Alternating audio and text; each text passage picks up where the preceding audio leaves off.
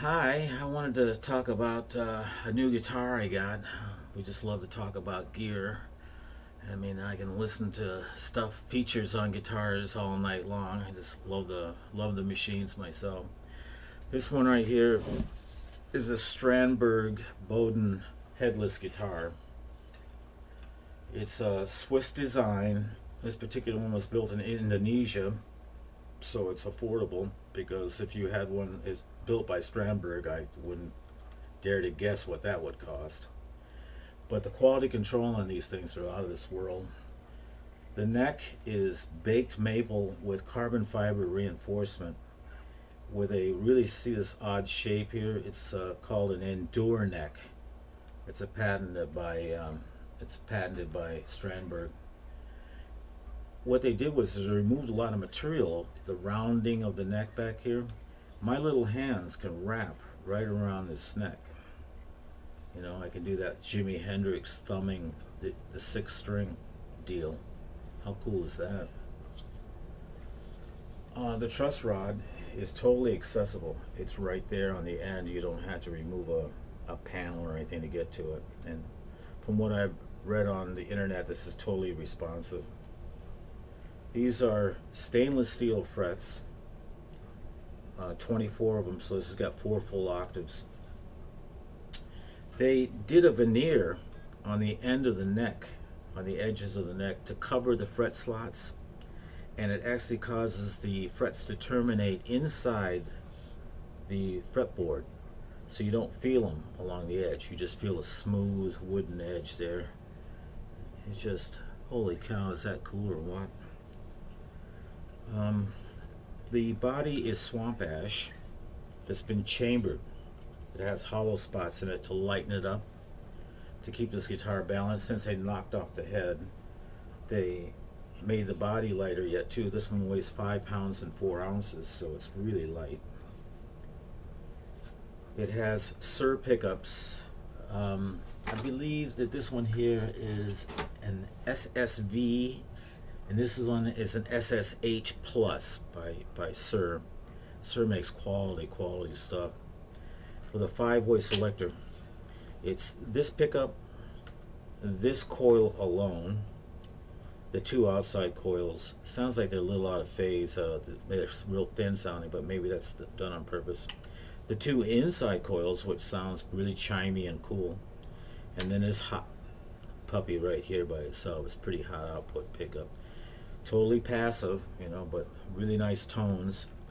Tone knob, volume. The volume knob is a long ways around to get it, you know, all the way up, and it's smooth. I may change that one for a speed knob or a kern knob, so it's easy to get it full open for the fade in effect, you know.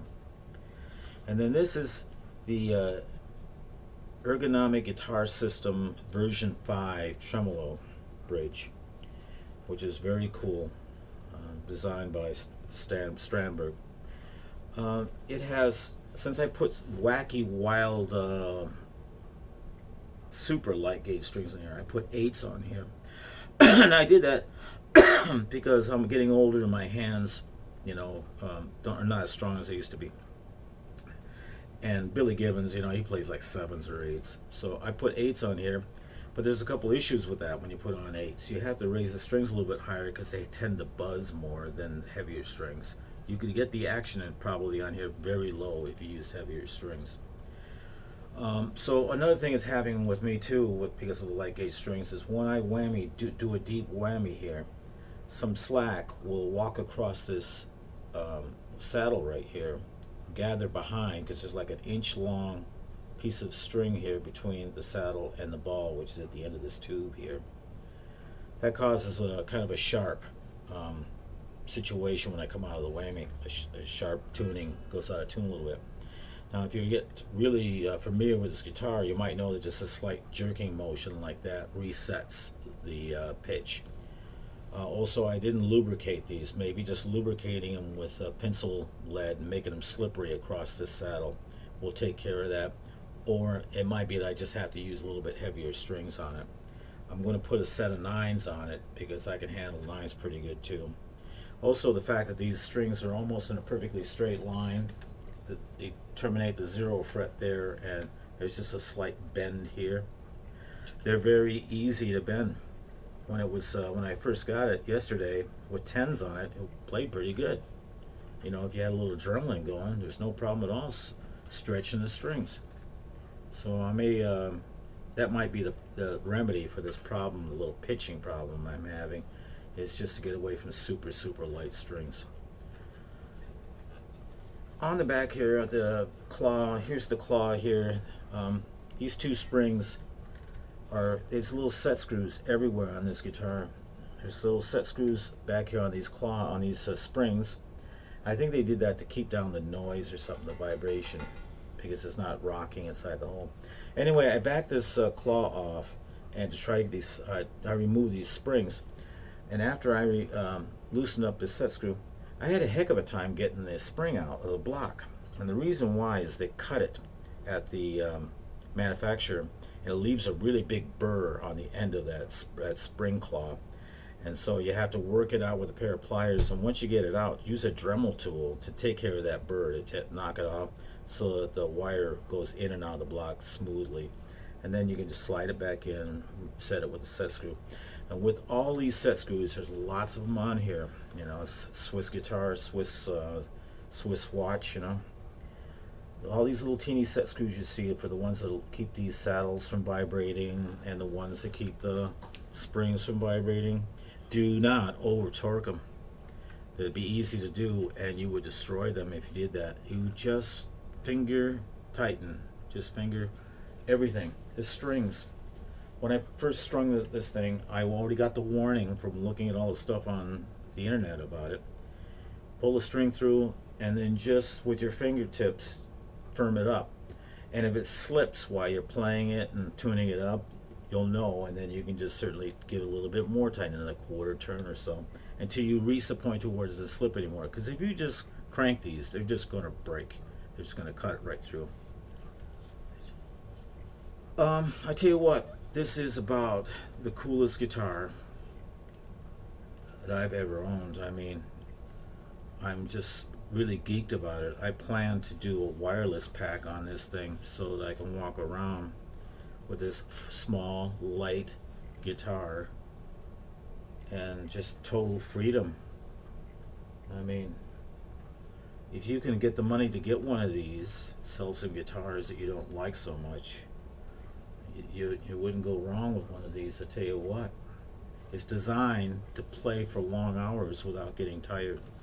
Like the fan frets, for instance, like this, your arm does a natural windshield washer motion like this.